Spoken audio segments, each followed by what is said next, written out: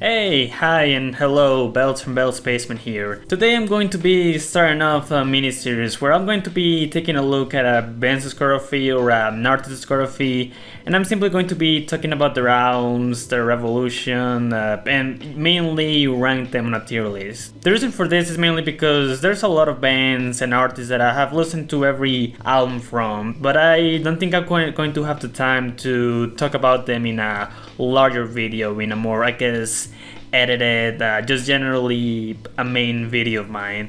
So instead I'm going to be using this sort of short tier list format to talk about them. If you remember my Kanye West video that I made with Bladen, it's going to be basically like that. A lot of these are going to be, well, individual because, the people that I have featured in my channel, I don't think they're really that familiar with a lot of the bands that I'm going to be talking about them. But otherwise, it's going to be following the same format as that Kanye one. Today we're going to kick off things with Green Day. This is a band that not only have made a video all the way back in 2020, back when I was still trying to figure out how to, well, make videos. Yeah, clearly that video hasn't aged very well, just like the Radiohead one and the Wizard ones, which are also pretty bad. But just generally, this is a band that I grew up with a lot. I think I mentioned it before in my other videos, but Green Day is a band that defined my teenager days. Like, I was very much into them. I've listened to their albums and many of their songs, like back to back, back to back. I was pretty much obsessed with Green Day, and well, several years have gone by, and my opinion on the band has changed a little bit. There are some albums that I'm still very warm towards, that I still really like. There are some albums that, I used to really like back in the past, but now I don't really like them that much anymore for one reason or another that I'm going to be, well, talking about later in the video. And, there are some albums that I still dislike, some albums that I still hate. So yeah, this video is going to be more of an updated look, updated view into the band's discography and how they're going to be ranked in the tier list. Let's start off with Green Day's debut album, 39 Smooth. Now, this is an album that's, well, interesting on a historical level for the band because, well, at the time, Green Day, what was it? Billy Joe Armstrong and Mike, the bassist, they weren't even 18 at the time. They were still pretty much teenagers. And Dreadcool, the drummer of the band, was still not in the band. It was instead some other guy that a lot of people say that he was at the very least a worse drummer for Green Day. And I guess in a sense I do agree. His drumming is definitely not as good as the one from Dreadcool, but I don't think it's really that much worse. I feel like he still does the job for the most part. As for the album itself, I think it's fine, honestly. I think it's one of those albums that I don't really have any ill towards. Like, I think it's at worst a fairly harmless record that, well, the band will go on to improve a lot in the later years. And at best, it can even be fun. It has a lot of fun melodies. The energy from the band, the Green Day energy that I think has been present throughout like every album, has been present from the very start. And even the more amateurish aspects, they have kind of a charm to them. I think they definitely don't really bring the album that much down. It's just that compared to, well, at the very least the later 90s albums, it's still, clearly undercooked album. It was when the band was really more writing songs about relationships and relationships. It's not really an album with that many themes within it, to be honest. But I don't know, I just generally think it's an okay record. I don't really have anything that I particularly hate about it. I think the album does fall off a little bit in the second half. I think the album gets progressively more forgettable, but at the same time not really that much worse to really drag the album down. And the first half, I mean, there's a lot of fun melodies, like I said before. I really like At the Library. I really like Don't Leave Me. I feel like the band, even at the very start again, just still knew what they wanted to make, even though at the time it was still, at a fairly, well, amateurish way. So yeah, I'm going to be putting the album in the C tier. I think it's like C plus tier. Like I almost was thinking of giving this the B tier, but I feel like again, in comparison to a lot of the other albums, I think it's more fitting to put this in the C tier. Next up is Kerplunk, the band's second album. This album brought some different new things for the band. Now I haven't mentioned this before, but this and their debut 39 Smooth, this was back when the band was under an independent label, that being Lookout Records. And well, Kerplunk has a lot of the same production qualities as 39 Smooth, just a little bit more polished, I guess. And this is also the album where we get to first see Dracul. This was Dracul's debut in the band, the first time he was a drummer in Green Day. And I think he, even at the start, definitely showed a lot of promise, like especially with songs like, the older version of Welcome to Paradise or 2000 Lights Zero Way. Now, regarding the album itself, even though it has some aspects that are definitely better than 39 Smooth, again, the production is a little better and the drumming is a little better, and even the best songs from Kerplunk I think are a little better than the best songs on 39 Smooth. But I'm gonna be honest, I think the album is about the same quality as 39 Smooth for several reasons. I think the songwriting in the album is occasionally worse at times. It feels a little bit more uninspired, funnily enough. Like I feel like the first album had more noteworthy melodies, more moments that stood out to me. And in contrast to Kerplunk, I feel like Kerplunk has a lot of songs where, I don't know, I feel like the melodies feel very surface level, feel very, I don't know, they don't really do it as much as they do it in 39 Smooth. And I don't know, I don't really like, I feel like the song, yeah, this is not really a hot take, the song Dominated Love Slave, I think that's what it's called. Like in the middle of the album, it's not necessary. I don't like this song. I think it's kind of at best a filler addition to the album. To, I don't know, just drag it to 42 minutes, and at worst, just a straight up failed experiment that I'm glad that the band never really did ever again. At the very least, not as bad as they did it in here. So I don't know. I don't think Kerplunk really is that much better than 39 Smooth. I think it's honestly about on the same level. It does some things better, it does some things worse, but generally I think it's also like in the C tier for me, C plus maybe. I think both albums are like 6 out of 10s. They're again okay. Now the next album. This is where things get particularly very interesting. Dookie. Dookie was, I mean, I don't know where to begin with Dookie. This was the first album where the band was signed to a major label. And not only that, this was the album that brought them to the mainstream. They already had a particularly sizable fan base beforehand. Like, back when they were on Lookout Records, I mean, Kerplunk was a bit of a successful album in the more underground scene. Like, it sold a lot of copies, but Dookie, I mean, Dookie was still, like, in comparison, Dookie was far, far, far more. In fact, this is one of the best selling albums of the 90s. Like, this was basically the album that defined pop punk. At the very least, it was the album that made pop punk a much more popular genre. But that's pretty much on the context side of things. What about the album itself? I think this album is amazing. I think it's not only much better than both 39 Smooth and Kerplunk, but I think this is one of my favorite albums of 1994 in general.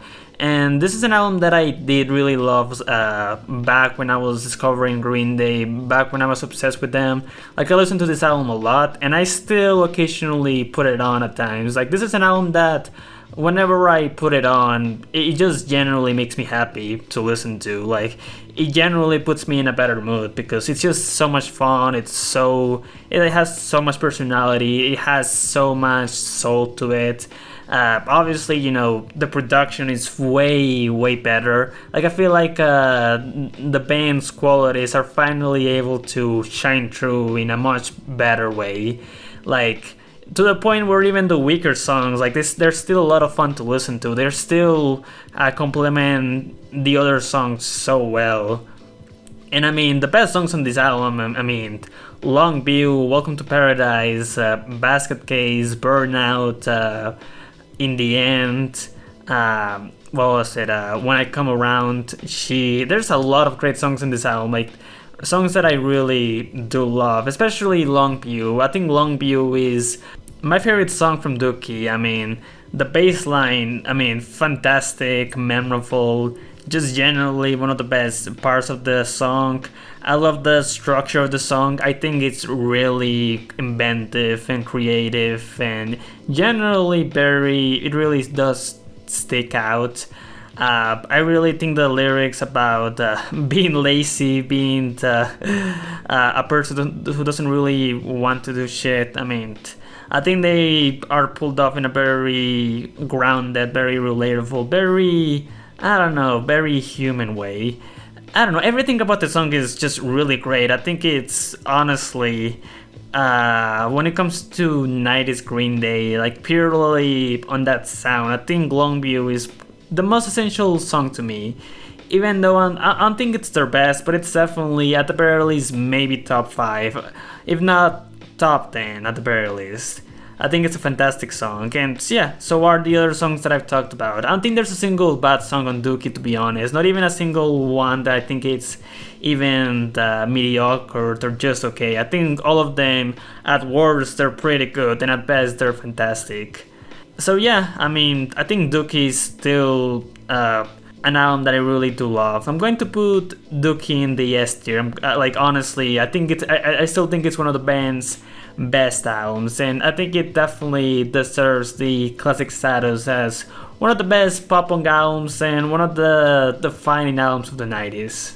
Next up is the album Insomniac. Insomniac was, well, because of the success of Dookie being so popular, so ingrained into pop culture of the 90s, Green Day took the safe route and decided to make an album that was, pretty much on the similar sound, but the difference here is that the band is generally more aggressive and more even bratty. I wouldn't really say more dark, because I feel like a lot of Insomniac is still very much grained into that teenager energy that, it is not really a type of energy that I will say is particularly dark, or at the very least the album doesn't really portray anything really that dark. It's just a generally more aggressive record. I think the album is good. I think it's pretty good, but I think Dookie is definitely a much better album for me. I feel like with Dookie, like every song, even the weaker ones, complemented each other so well. I feel like the album, like the track list, the structure of the whole album was just done so well that, like, even again, the weaker songs didn't really feel like they were tracking the album. If anything, they were still very fun and they were placed perfectly in the record. Insomniac, on the other hand, I feel like the weaker songs, they definitely feel more like B-sides. I feel like the songwriting is noticeably weaker, maybe a little bit more uninspired. And I don't know, there's like several chunks on the album that I kind of I wouldn't really say that I don't really care for. I think they're just noticeably weaker. But I feel like Insomniac still has, its share of qualities, its share of highlights. Brain Stew is definitely the best song on the album. Brain Stew, like, even compared to Dookie, like, it was probably the most unique song that the band has made at this point, and it is noticeably different from the rest of the album, even though it's not really that much of a departure. Like, it still has a lot of that Green Day sound to it, a lot of that pop punk energy, a lot of that I don't know. It doesn't feel out of place, but it is noticeably more different, and I think it's noticeably more different in a good way. Obviously, like it is a great song. I like Walking Contradiction. I think that song is also really good. I like Gigs Think Brad. I think that's what it's called. I like Brad mainly for the lyrics. I think Brad like it's basically the meanest song on the album, the most savage, like basically kind of saying like, you know, I can't wait for my parents to be dead so I can get this insurance. Like it is very mean. And I mean, I think other than that, I think there's the first song is also really good, but I think the rest of the songs, I mean, they range from good to just kind of forgettable to me.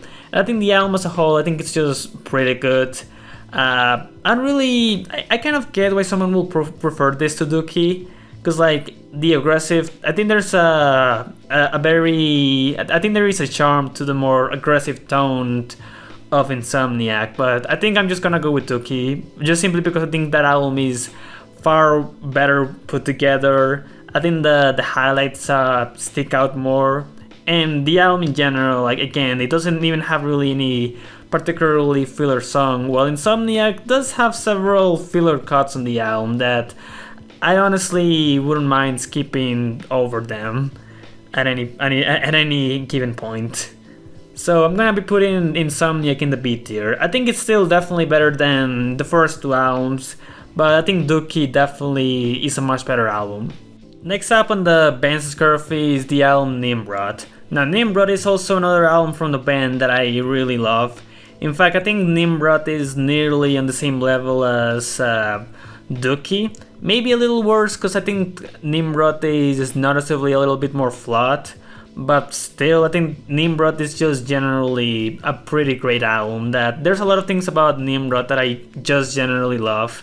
This is the album where the band got a little bit more experimental. At the very least, the first Green Day album where they decided to get a little bit more experimental, like not only do pop punk but also several other genres and styles and ideas. And as far as the experimentation goes, I mean, I think Nimrod does it really well.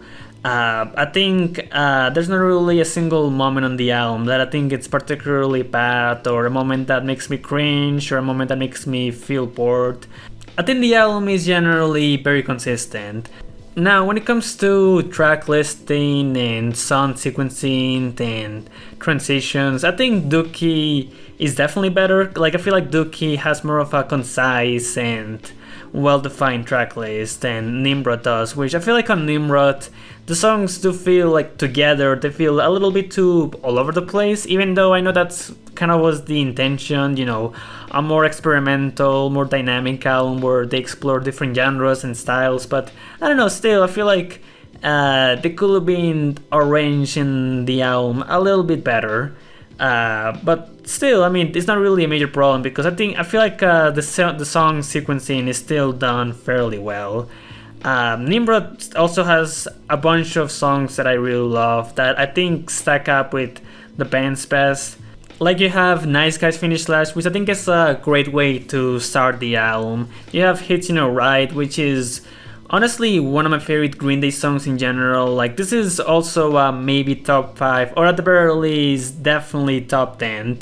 This is a song where not only they get very chaotic, very explosive, very climatic even, but I think the structure of the song, like a lot of the riffs, a lot of the drumming, and how it perfectly stack up with one another, I think it's done in a very excellent way. I think Hitting a Ride is like, out of all of the experiment songs, like out of all of the more unconventional styles that they go, compared to the more pop punk sound of, you know, Dookie and Insomniac and even the earlier albums, I think Hitting a Ride is the best experiment out of all of those, and honestly the best song on the album as well.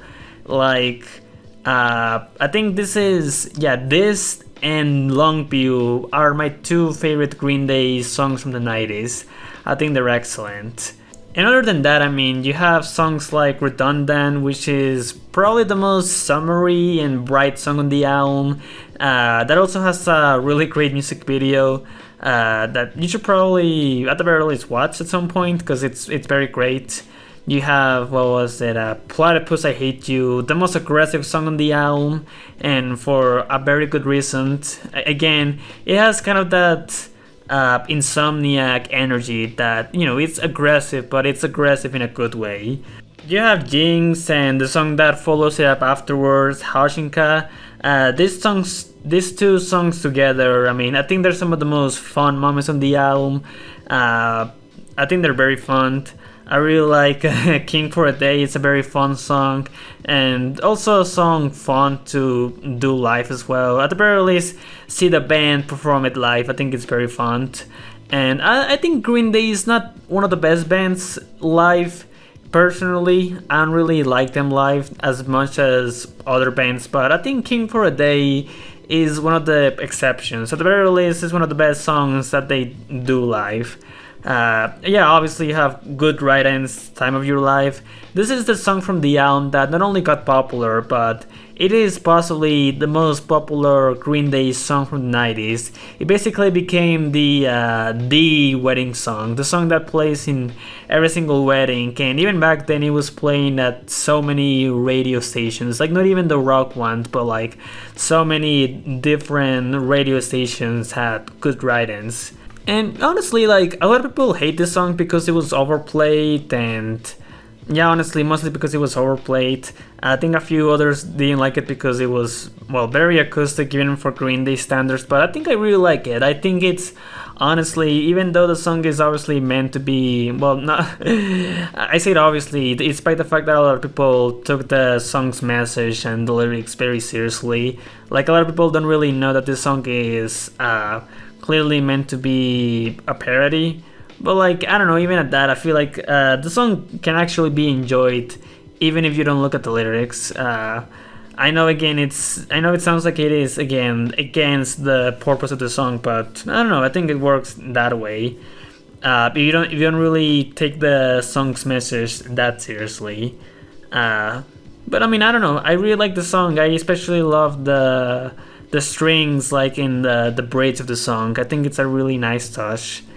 And every other song on the album, I think it's really good as well. Again, it's kind of like in the same case as Dookie, where even the weaker songs are still pretty good, and they do complement, at the very least, fairly well the other songs.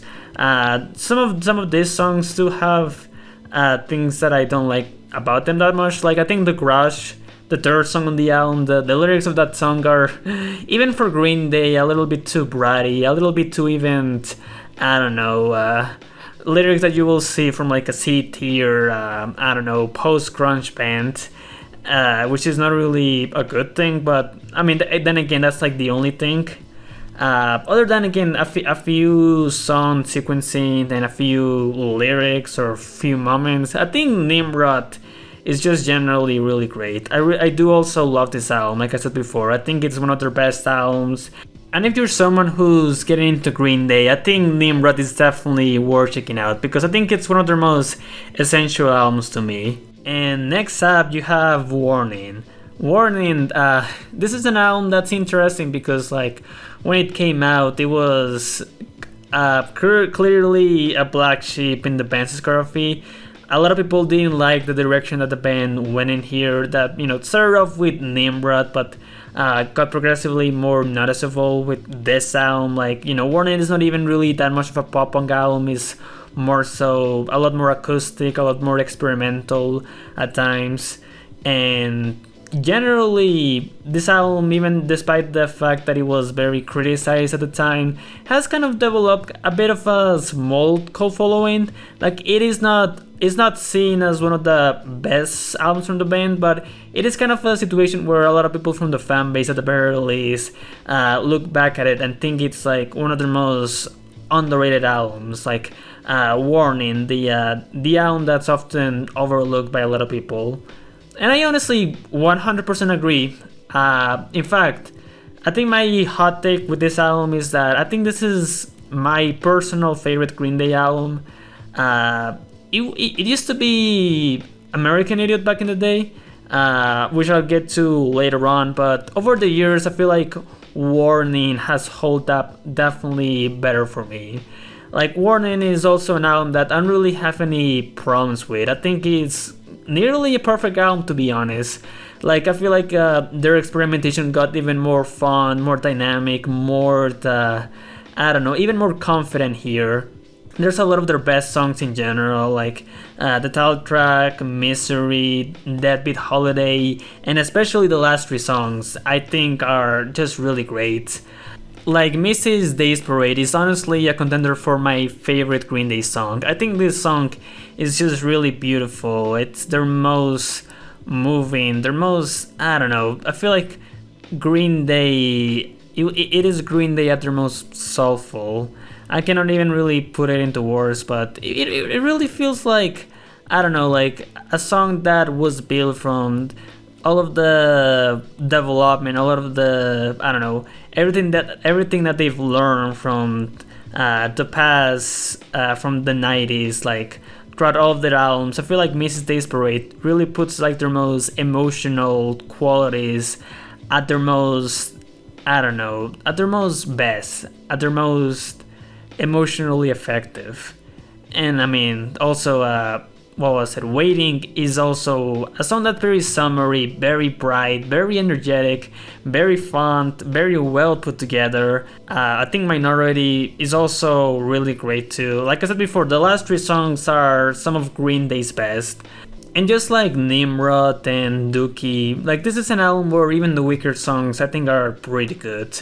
Like I don't think I really have any problems with any of the songs. Like the most that I could probably say is that, yeah, the first song does rip off that one song from the 70s that I honestly forgot the name, but it is a little bit too similar. The melodies are, I guess, a little bit too similar, but honestly it's not really even that much of a problem for me. I feel like a rip-off song is fine as long as the execution not only stands out from the other song well enough to not really make it seem all that similar, at the very least generally, because melody wise it is similar, but I think generally the first song is just different enough for it to stand out. And again, the song on its own is really great. Like it is a very good way to start off the album. It definitely gets you into the vibe and the sound of the album just very well. And as with the other songs, I mean, yeah, I mentioned Deadbeat Holiday, I mentioned Misery. Misery is, even with everything else that they've made afterwards, I mean, in the band's entire discography, Misery is, I think, the band's most experimental song.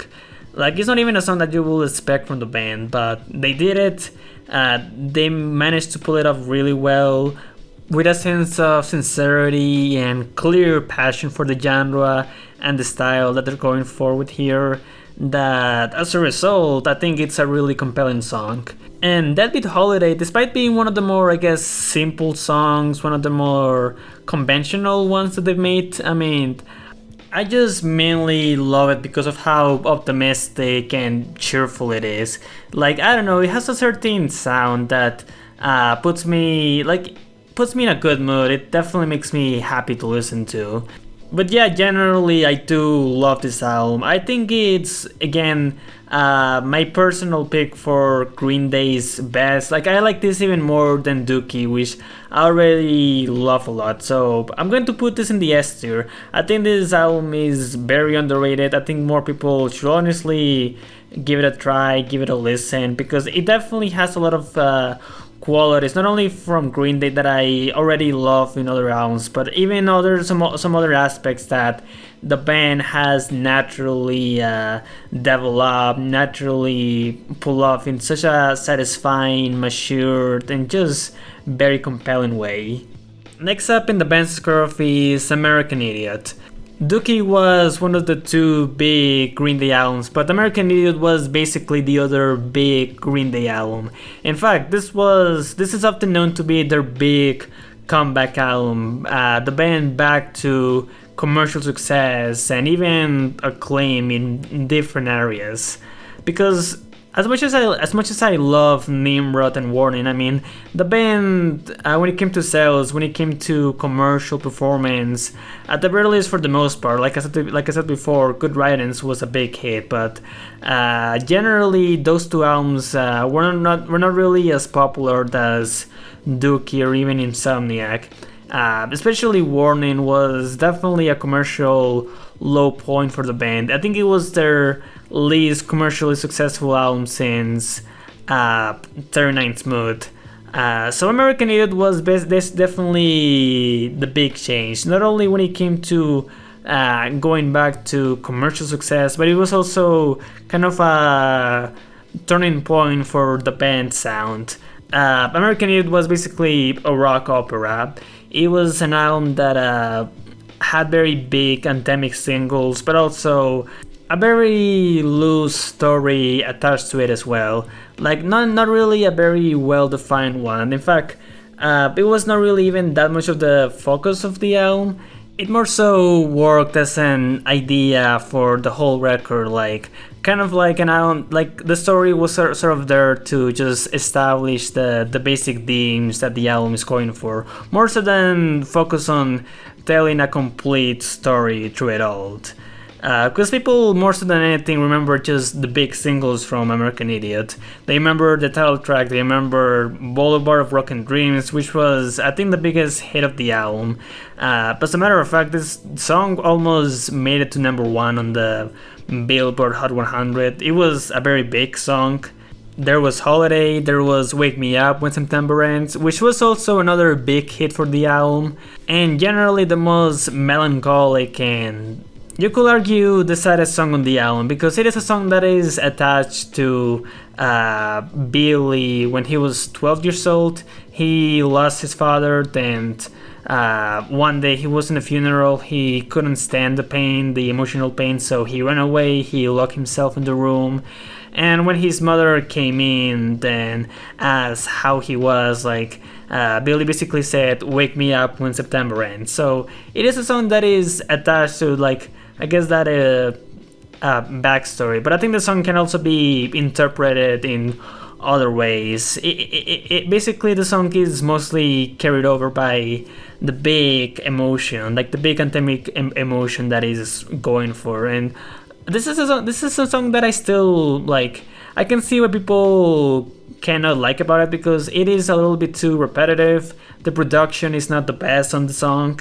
But otherwise, I don't know, this is a song that every time that I listen to it, I mean, I do get very emotionally moved by it, because I think it is a very genuine emotion, something that doesn't really carry it over with the later albums, but we'll get there when we get there. I think this is a really great song. I think Boulevard is a very good song, even though it's never been one of my favorite Green Day songs. Like, this is not a top 10 Green Day song for me, but I get it. Holiday is great. The title track is the first Green Day song that I've ever known, and it's still one of my absolute favorites. This is definitely a top 5 Green Day song for me. I think it's still kind of a perfect song, to be honest. Like, perfect chorus, perfect verses. I love the bridge. I love the band's energy in American Idiot is, even compared to everything else, like, just their most memorable. Like, I feel like American Idiot, more than any other song, is the song that defines Green Day for me. Like, everything that, I don't know, makes Green Day Green Day. And yeah, let's talk about the 5th single from the album, Jesus Suburbia, because even though it is the least commercially successful song on the album, it is also a big fan favorite. It is a 9-minute rock opera that goes through different sections and melodies and everything, and I think it 100% deserves the praise even to this very day.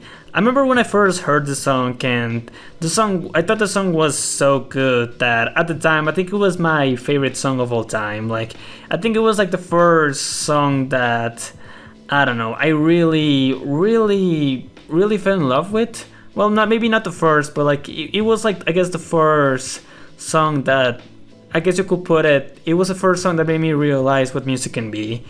and it is not a very experimental song by today's standards. Like, obviously, I listen to a lot of other songs that are crazier, more experimental, more out there, even more forward thinking, but still, this song has held up well for me. I love listening to it. I love singing to it. I think all of the sections, especially the middle part, are very exciting, very climatic, very well put together. Then everything together just creates this adventure of a song that I think it's still very compelling. Like, it is a very good song.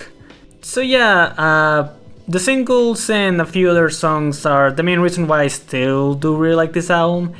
It is not longer my favorite Green Day album because I think it is more flawed than I remember. Like, I think the middle part of the album is not necessarily terrible, but it is kind of forgettable, kind of compared to the first third and the last third. It's not really an essential part of the album.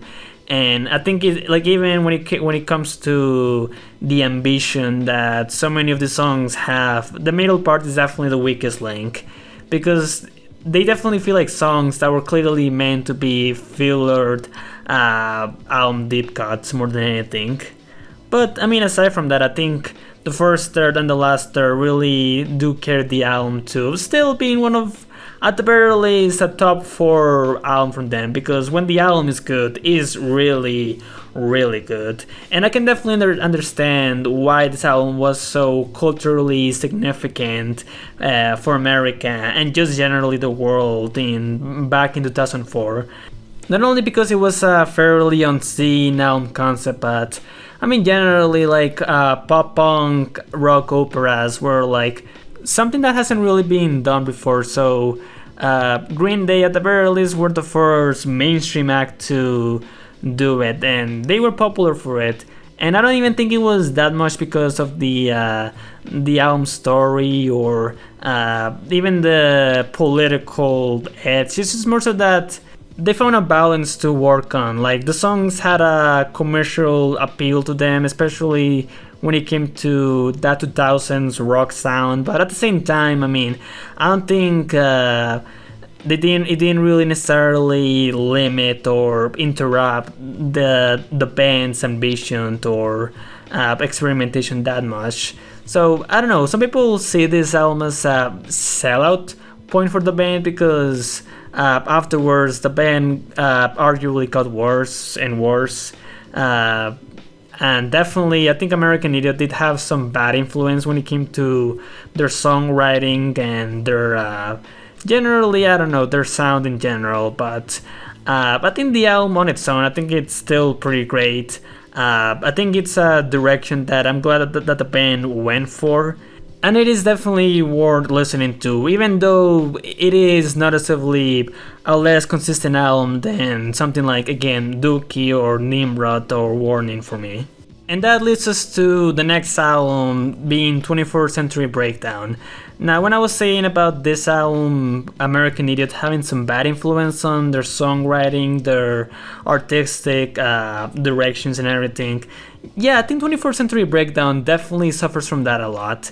Because I think it is the first Green Day album where we start to see some very noticeable problems that will go on to plague every other album forward from here. 21st Century Breakdown, I don't think it's a bad album. Like, honestly, it still has plenty of it that I do like. Like, I do think there's some very good songs on it. I really like Peacemaker. I really like East Jesus Nowhere. I like both Viva La Gloria, Little Girl, and the original 21st Century Breakdown. The title track is fairly decent, even though obviously not nearly as good as American Idiot. Like, not even close.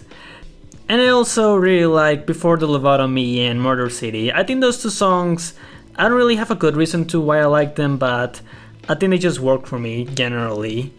Aside from that, I mean, the album itself, I don't think it's necessarily terrible, but it is definitely an album that feels like it's trying to replicate the success of American Idiot. Like, it definitely goes through emotions far more. I find a lot of the songs very weak on a songwriting level, on a energy level as well, funnily enough, because I often praise a band for their energy, their personality, their charm, that I often find to be very effortlessly great. But 21st Century Breakdown, I don't know, there are some songs where the energy either feels forced or just simply not there. And the more melancholic songs, I feel like the band doesn't really... The emotion feels very dry, very... I don't know, very forceful. It's like, especially with the biggest hit of the album, 21 Guns. I find that song to be... The band just feels on autopilot with that song. The chorus and everything, it feels very defeated, but not really in a way that's compelling, just more so in a way that's boring. I never really understood why people like that song a lot. Well, I mean, a lot of people do hate it, but I don't know, even back then when I was getting into the band, I only knew the most popular songs. I never got the hype with 21 Guns. I just think it's boring. I think it's kind of lame, to be honest. And yeah, generally, especially the last third of the album, I think it's just especially boring, especially just Green Day by that point at the very least at its worst. There's a lot of the album that I don't like. I think it is, again, not a terrible album. I think overall it's still fine, I suppose. It is definitely a mixed bag, but even when it comes to mixed bags, it's not that the highs of the album are really among some of Green Day's best. I know that I said that I like songs like East Jesus Nowhere or Peacemaker or Viva La Gloria, but I will not be ranking those songs among some of their best songs in general. And the worst songs, I mean, they're kind of painful, to be honest. They're not unlistenable, but they're pretty boring, or they're pretty repetitive as well. You have songs like Know Your Enemy, which is definitely the laziest song that Green Day has made by that point. It's not only very repetitive, but it's also just a very basic song that doesn't really do anything fun with its simplicity. It is just annoying to listen to. I'm feeling a C tier for this album. And after 21st Century Breakdown, we have the trilogy, Uno, Dos, Tres. Now, those three albums were basically Green Day's return to more conventional than traditional styles. At the very least, somewhat of a return to their older sound. At the very least, it is a more straight rock album than American Idiot and 21st Century Breakdown, which were rock operas, and this one is and those three albums are definitely not rock operas. Despite all of that, though, those three albums, I mean, they're often seen to be some of Green Day's worst albums, and I have to agree with that. I think they're pretty bad. I think even though it is clearly different albums from the rock operas that they were doing before, I mean, they carry a lot of the same problems. They feel forced. With the trilogy, it feels like Green Day is more so doing it more so for, well, I guess commercial success, and at the very least when it comes to fan surveys, or just simply going back to an older sound because, the fans like that older sound.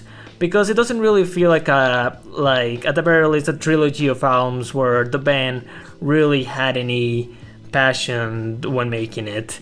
It just more so feels like the band is just comforting to their mediocrity more than anything. They're just doing the bare minimum, and so you ended up having a lot of songs that just feel like album filler. And I think when it comes to album filler, at least an 80% of the entire trilogy feels like album filler, which is really a lot. It's far more than half of it, which is very concerning.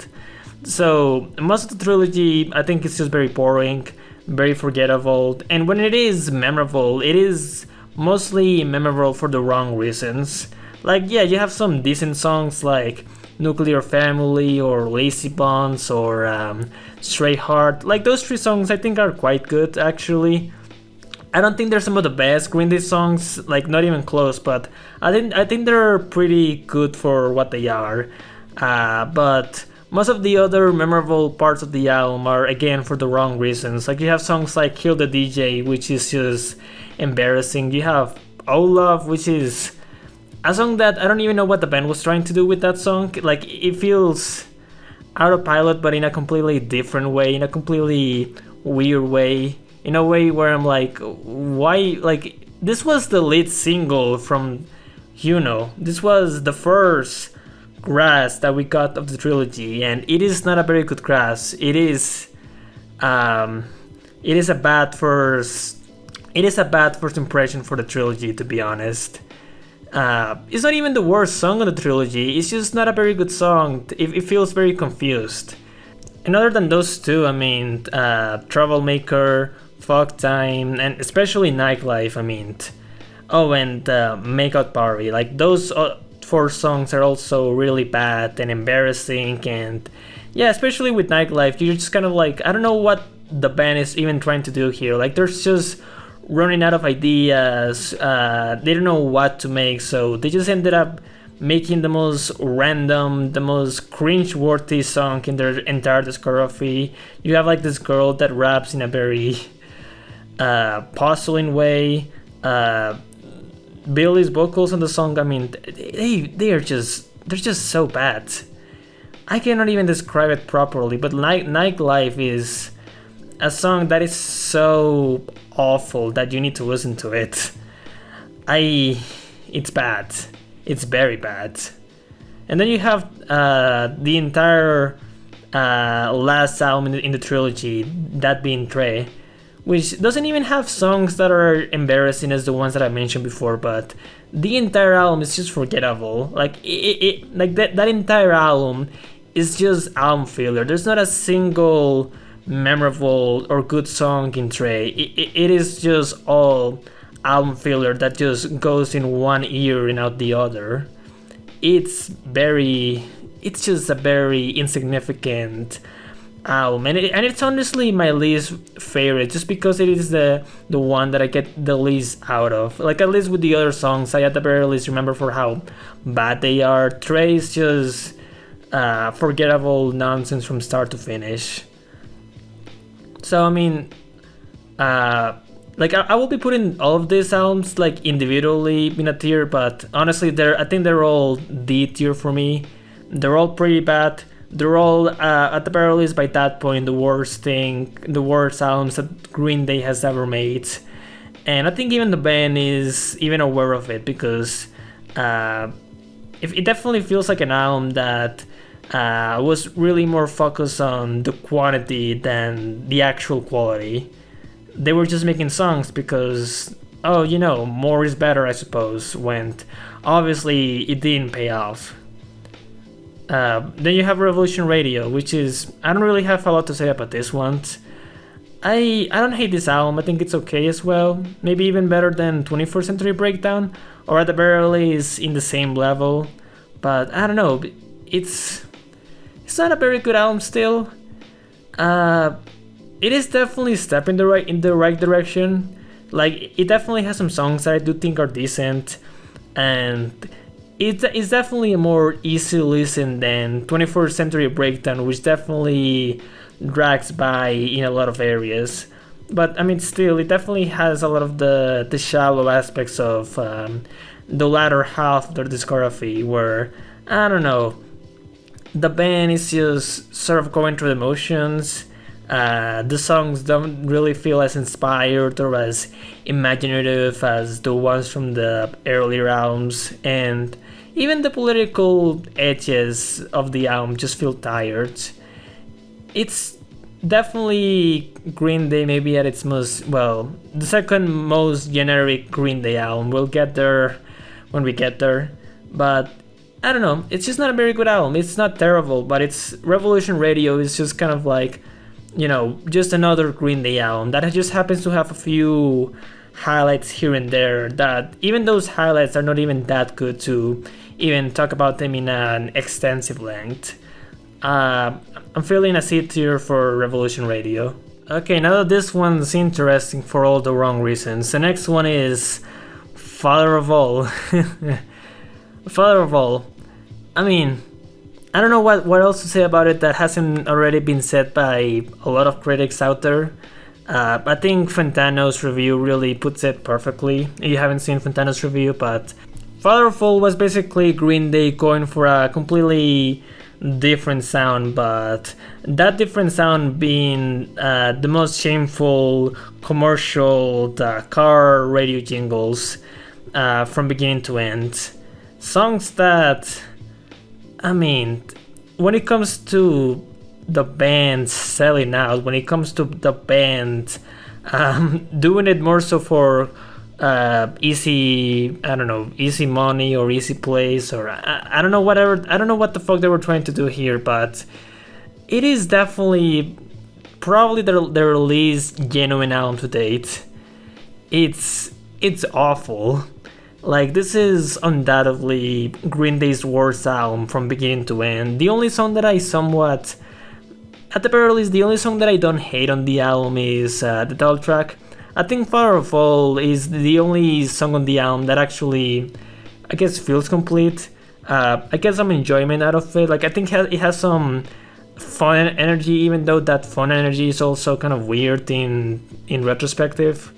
But I mean, even that song kind of suffers from the band just, I don't know, resorting into a very plastic commercial sound that I think is very ugly.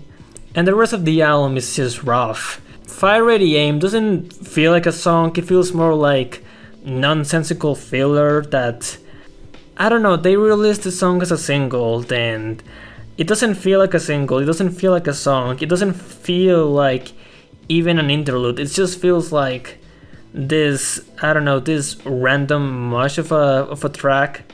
It doesn't convey anything, it doesn't say anything, it doesn't do anything. It just feels like, I don't know, the song is like 2 minutes long, right? It feels like 2 wordless minutes of nothing. It's a nothing song. You have Oh Yeah, which is the most pandering song that the band has ever made, like easily. Like, the chorus is awful, the lyrics are awful. Billy, it's like at its most like I guess, how do you do fellow kids type of energy. Like, I don't know, it's a terrible song. Meet Me on the Roof is a terrible song as well, just very annoying, very obnoxious song. Like, I don't know, every song on this album except for maybe the first song is just completely awful, completely abysmal. Like, it feels like the band was just out of touch with the entire music industry, their fan base, even with themselves. They were just doing some of the most random and just the most awful shit that they ever came up with. Like, songs like I Was a Teenager, then Junkies on a High, and yeah, like I previously mentioned, Oh Yeah, they're like easily some of the worst songs that the band has ever made. And the entire thing just feels like, at best, a fevered dream of an album that, I don't know, that just randomly came into place, that just randomly happened in their discography. And at worst, I mean, it's just a very shameful tactic that didn't even work. Like, whatever the band was trying to do with this album, I mean, it ended up just winning nobody. It didn't feel genuine. It didn't feel like it came from a place of inspiration. It just felt like the band was just doing the most random shit possible. Like, they were just throwing shit at the wall and seeing what sticked, and none of it stood out. It was just all awful music. And lastly, for our tier list for Green Day, we have Saviors, their latest album. I'm not going to spend too much time with this one because I already gave my thoughts with Blatant on, well, the podcast video, but my opinion on the album hasn't really changed all that much. Even though it is better than the trilogy and definitely better than Father of All, it is still just a very boring album, and in my opinion, definitely their least essential, they're least interesting to talk about. Definitely, like, out of all of the Green Day albums, this one definitely feels like, oh yeah, another Green Day album. Like, it's definitely their most generic yet.